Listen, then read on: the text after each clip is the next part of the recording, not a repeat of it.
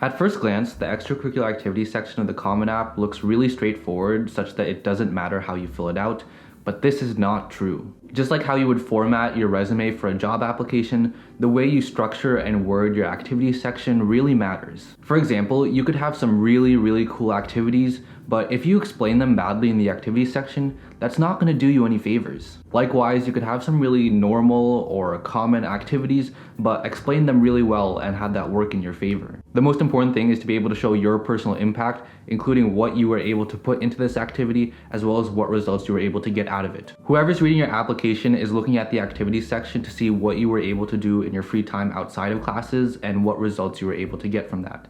So in other words, in the activities section, you have to try to make yourself look as good as possible. And to help you guys do that, I'm going to give you a general overview of how to fill out the activities section of the Common App. The first thing to note about the activities section is that it gives you 10 slots to fill out with different activities you've done throughout high school. So if you have more than 10 activities and are struggling to narrow it down, I would recommend picking the 10 activities that you've done most recently and have the biggest impact on your academic and extracurricular careers, and also look the coolest. And if you have less than 10 activities, you don't have to worry about trying to fill out all 10 slots. It would be better to have less slots filled out with things that you actually did, rather than try to fill it out with additional activities that you weren't as committed with and weren't really that important to you, and you're just adding them there to fill up space.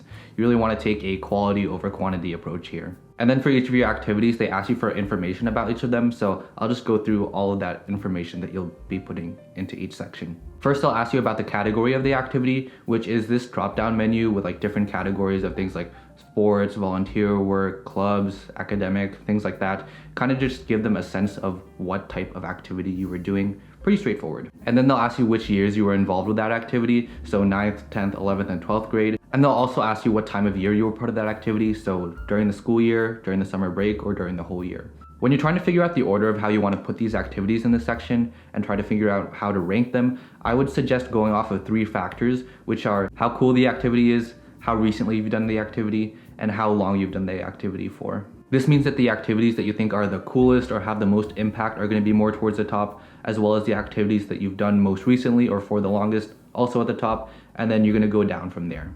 Next, they'll ask you about hours per week and weeks per year that you were part of this activity, which is kind of just to gauge how involved you were with a given activity.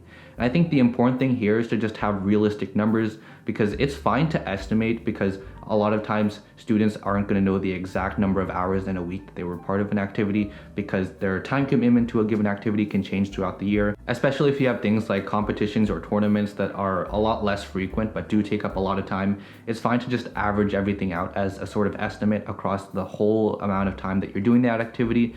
So just make sure that when you multiply the hours per week by weeks per year, that is generally the amount of time that you spent with that activity. But again, the most important thing is to make sure that your total number of hours per week is a realistic number. It can be tempting to somewhat inflate your numbers to make it seem like you were more involved with an activity because you think it'll look better on your application. But just note that when you total the amount of hours across all of your activities, you don't want it to be some absurd number like 30, 40 hours, because realistically, a high school student isn't going to spend an additional 30 to 40 hours per week outside of classes on other extracurricular activities. So just make sure that when you total your hours for the week, that it's a realistic number that a high school student could possibly achieve. For each activity, the Common App also asks you if you would want to continue that activity in college. It's just this little checkbox to say yes or no, I want to continue this activity in college. My recommendation would be to check that box even if you aren't 100% sure that you would want to continue that activity in college. It's not like checking that box is a binding decision or anything, but I think it does show that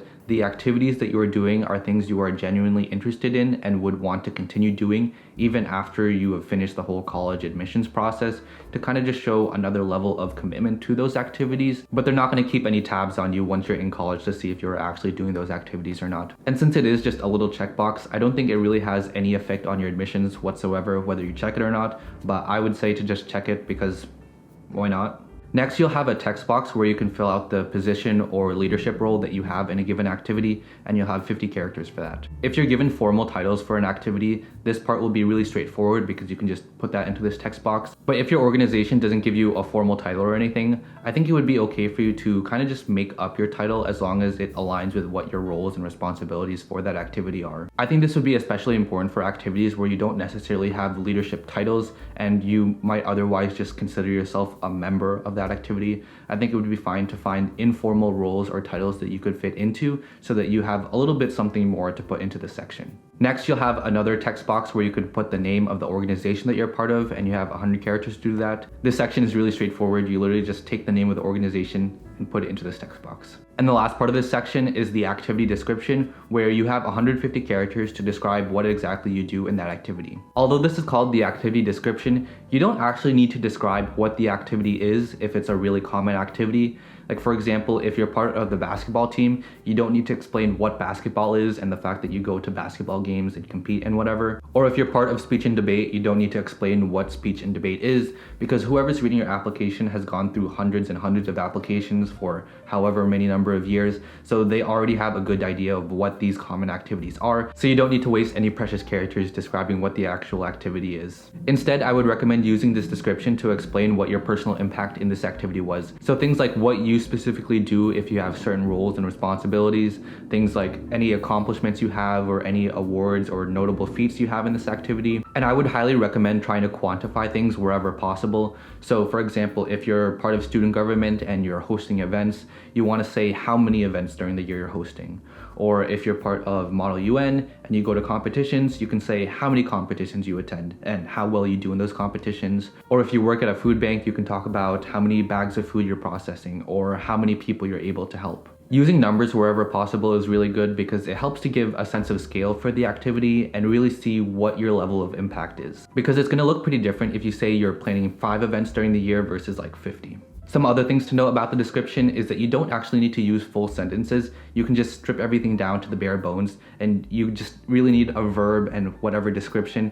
You just make it as concise as possible because you really want to conserve your character space here so that you can cram as much detail into the section as possible. And across all of your activities, you want to make sure that for all of these text boxes where you have your position, your organization, your description, just make sure that your formatting between all of them is really consistent. So if for one of your activities you start with a verb and continue on with the description of what you do in that activity, just make sure that you are using the same structure for all of your descriptions across all of your activities. Because if you aren't being consistent in your formatting across your activities, I think it comes off a little bit unprofessional and amateurish, and it just does not create the best impression of who you are when whoever's reading your application is looking to see that your activity descriptions are all really inconsistent. So across all of your activities, just do your best to be consistent in the formatting of each of your descriptions. This has been my advice for how to fill out the activity section of the Common App and make yourself look really good. Just note that a lot of this does come from my own opinion and may not necessarily be the objective truth, so take everything with a grain of salt as you apply these lessons to your own activity section. And to all of you high school students who are currently applying to colleges, I wish you the best of luck.